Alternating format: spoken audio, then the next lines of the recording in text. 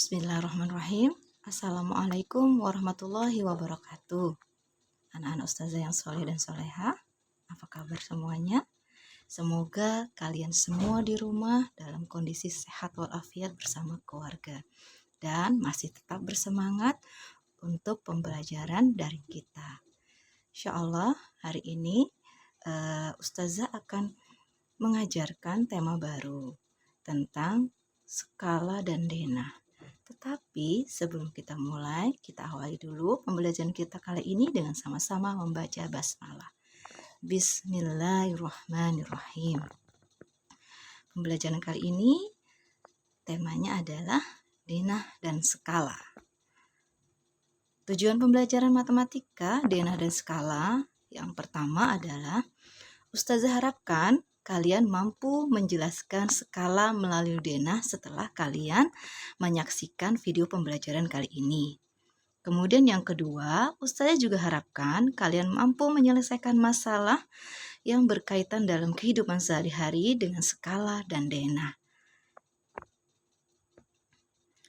Skala dan denah itu ada di dalam diceritakan di dalam Al-Quran itu dalam kisahnya Nabi Idris.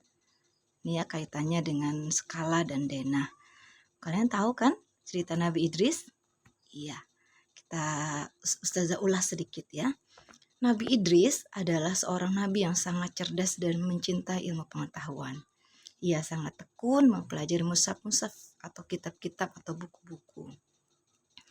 Nabi Adam dan Syed, salah satu putra Nabi Adam. Nabi Idris ini dikaruniai beberapa kelebihan oleh Allah, yaitu menguasai berbagai bahasa, ilmu alam, tulis-menulis, dan berhitung. Nabi Idris adalah manusia pertama yang memakai pakaian berjahit. Lihat, otomatis kalau pakaian berjahit, sebelum pakaian dijahit maka akan ada pola. Ya, ia adalah seorang yang pandai menjahit. Setiap kali menusuk jarum jahitnya, maka Nabi Idris selalu bertasbih. Bisa dibayangkan betapa seringnya ia mengucapkan tasbih dalam sehari-hari. Nabi Idris juga pandai membuat denah sebuah rumah yang sederhana dengan sangat indah. Banyak orang yang meminta bantuannya, mereka meminta dibuatkan denah untuk membangun rumah-rumah mereka. Itu artinya pembelajaran kita kali ini itu ada kaitannya dengan pesan-pesan atau sesuatu yang ada di dalam Al-Quran yang harus kita pelajari. Ya, jadi denah dan skala itu ternyata sudah dipelajari atau sudah merupakan keahlian dari seorang nabi kita, teladan kita, yaitu Nabi Idris. Ustazah harapkan kalian bisa mengambil hikmah dari sedikit kilasan, mengingat kembali tentang kisah Nabi Idris ya, yang selalu bertasbih dalam setiap pembuatan denah atau skala, atau dalam ketika dia menusukkan jarum-jarum jahitnya. Kita lanjutkan. Pengertian denah. Denah adalah suatu gambar yang menunjukkan letak kota, jalan, atau tempat lain. Denah ini sendiri juga bisa memiliki arti sebagai gambar rancangan rumah dan juga bangunan. Di dalam kehidupan sehari-hari, denah juga memiliki fungsi untuk menggambarkan keadaan mengenai suatu tempat. Kita dapat membaca dan melihat denah, bisa dengan mudah mengetahui letak gedung sekolah dengan denah tersebut. Itu pengertian denah. Jadi denah itu membantu kita menunjukkan letak atau tempat, baik sebuah kota ataupun sebuah gedung. Cara membaca denah. Sebelum kita membaca denah, maka kita harus mengenal dulu tentang arah mata angin. Insya Allah kalian pernah belajar ini ya, arah mata angin. Jadi arah mata angin itu utara, timur, selatan, barat, kemudian ada timur laut, barat daya, dan tenggara.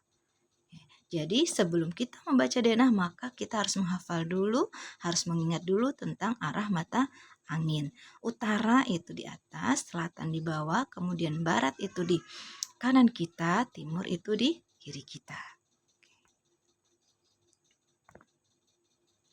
Contohnya, perhatikan denah di bawah ini. Ani ingin pergi ke Bank Swadaya. Dengan membaca denah ini, maka Ani harus jalan mana yang harus ditempuh Ani agar menempuh jalan paling cepat untuk menuju Bank Swadaya.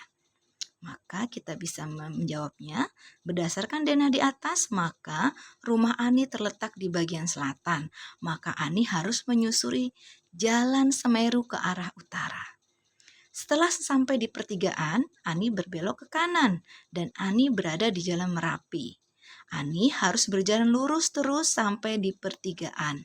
Setelah itu, Ani berbelok ke kiri menuju arah utara dan Bank Swadaya ada di kanan jalan sebelah timur. Sampailah Ani di Bank Swadaya. Jadi langkah yang paling cepat itu adalah menyusuri Jalan Semeru, kemudian berbelok ke kanan berada di Jalan Merapi, kemudian sampai di pertigaan, berbelok ke kiri menuju ke arah utara, maka di sebelah kanan jalan sampailah di Bank Swadaya. Posisi benda, letak titik, dan bangun pada bidang koordinat. Sistem koordinat Kartesius digunakan untuk menentukan titik dalam bidang dengan menggunakan dua bilangan biasa yang disebut koordinat X atau absis dan koordinat Y dari titik tersebut. Untuk menentukan posisi suatu benda digunakan dua angka. Angka yang pertama menunjukkan seberapa jauh kita bergerak ke kanan. Hal ini ditunjukkan dengan sumbu horizontal atau mendatar yang disebut juga sumbu X atau absis. Yang kedua, angka kedua menunjukkan seberapa jauh kita bergerak ke atas. Hal ini ditunjukkan dengan sumbu vertikal yang disebut dengan sumbu Y atau ordinat. Jadi koordinat Kartesius terdiri dari dua sumbu X atau absis dan sumbu Y atau ordinat. Contoh, ada di sini ada gambar astronot, kemudian ada matahari, kemudian ada pesawat luar angkasa. Yang ditanyakan adalah di manakah letak gambar astronot? Maka sesuai dengan yang sebelumnya, yang kita tempuh adalah kita harus bergerak dulu ke yang mendatar. Dari kotak pertama, maka kita melompat sebanyak 3 kotak menuju ke angka 3 di mana astronot berada. 1, 2, 3. Kemudian naik ke atas menuju tempat astronot diikuti di kotak B. Maka gambar astronot terletak pada kotak pertemuan antara 3 dan huruf B. Ditulis 3, B. Ini adalah letak gambar dalam sebuah papan paku ataupun denah ataupun bidang koordinat. Contoh yang kedua adalah di sini dikatakan di manakah letak koordinat titik A? Nah, sama. Maka yang kita taruh adalah kita tarik titik O menuju titik A, yaitu bergerak ke kanan sejauh 5 satuan. Nah, kita tarik dari 0, 1, 2, 3, 4, 5 ke kanan. Kemudian kita naik ke atas menuju titik A sebanyak 3 satuan. 1, 2, 3, A. Maka angka-angka tersebut dapat dituliskan menjadi 5,3. Di mana 5 itu adalah sumbu horizontal dan 3-nya di sumbu vertikal. Sehingga koordinat titik A dapat ditulis 5,3 dan ditulis A dalam kurung 5,3 dengan titik O adalah 0,0. Jadi ketika kita menentukan sebuah titik dalam koordinat Kartesius, maka kita mulai dari titik O atau koordinat 0,0. Jadi posisi awal adalah posisi O atau 0. Yang selanjutnya, contohnya adalah tentukan koordinat pada bidang Kartesius. Ada titik E, ada F, ada G. Kita mulai dari titik E. Maka kita bergerak ke kanan. 1, 2. Kemudian naik ke atas. 1, 2. maka titik E terletak di 2,2. Kemudian kita lagi ke F. Jika ke kiri maka tandanya negatif. Negatif 1, negatif 2. Kemudian naik ke atas 1, maka titik F menjadi negatif 2,1. Yang ketiga adalah titik G. Ke kiri, jadi yang pertama kita hitung adalah garis horizontal. 1, negatif 1, negatif 2, negatif 3. Kemudian turun ke bawah sebanyak negatif 1, negatif 2, negatif 3. Ternyata koordinat titik G ada di negatif 3,3. Jadi sekali lagi, dalam menentukan posisi titik dalam koordinat kartesius, maka kita harus melangkah dulu dari titik 0,0 ke garis yang horizontal dulu. Setelah itu baru vertikal. Dan ingat, jika sebelah kiri itu negatif, sebelah kanan positif, vertikal ke atas positif, vertikal ke bawah itu negatif. Itu adalah bidang koordinat. Kita lanjutkan. Contoh yang selanjutnya adalah diketahui PQRS merupakan bangun trapesium siku-siku. Titik P terletak pada koordinat negatif 3,2, Q 5,2, dan R 2,2. Yang ditanyakan adalah, maka titik S terletak pada koordinat agar bangun tersebut menjadi bangun trapesium siku-siku. Maka perhatikan letak titik koordinat titik P. Maka kita buat terlebih dahulu P negatif 3,2. Ke kiri 3 langkah, naik ke atas 2, titik P. Kemudian setelah P adalah Q 5,2.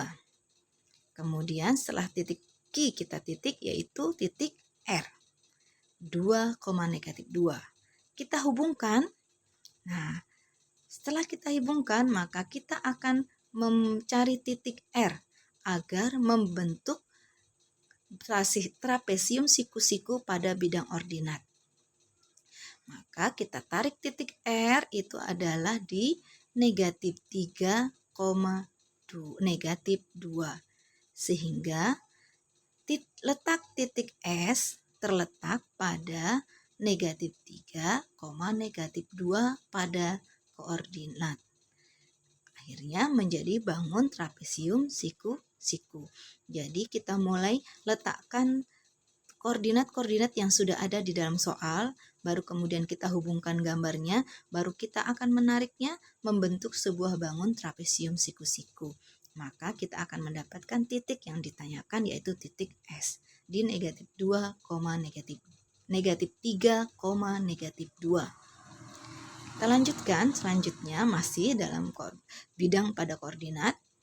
Diketahui persegi panjang ABCD dengan koordinat titik A negatif 2,1, B 4,1, dan C 4,4. Yang ditanyakan adalah koordinat titik D. Sama caranya seperti sebelumnya, kita akan membuat titik koordinat A di negatif 2,1, kemudian negatif B di titik B di 4,1, kemudian di titik C 4,4. Kemudian kita hubungkan titik-titik tersebut, lalu kita buat menjadi sebuah persegi panjang. Maka kita akan dapat titik D ada di negatif 2,4.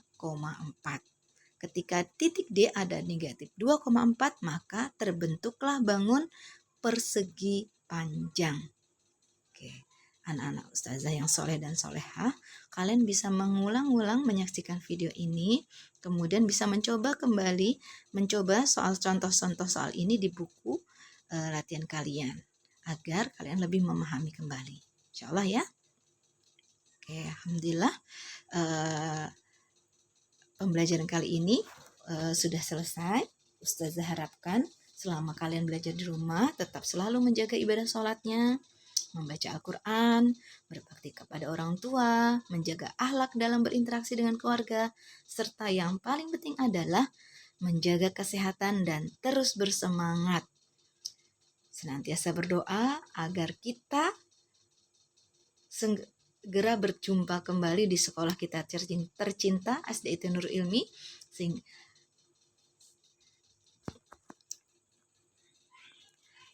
Oke, sampai kita di penghujung pembelajaran kita pada hari ini. Semoga bermanfaat ilmunya buat kita semua. Ustazah minta maaf jika terdapat beberapa kesalahan dan kekurangan dalam penyampaian materi ini. Insya Allah kita ketemu kembali di pekan depan. Terima kasih banyak atas waktu yang sudah kalian luangkan dalam menyaksikan video pembelajaran kali ini. Kita akhiri pembelajaran kali ini dengan sama-sama membaca hamdalah. Alhamdulillahirabbil alamin. Wassalamualaikum warahmatullahi wabarakatuh.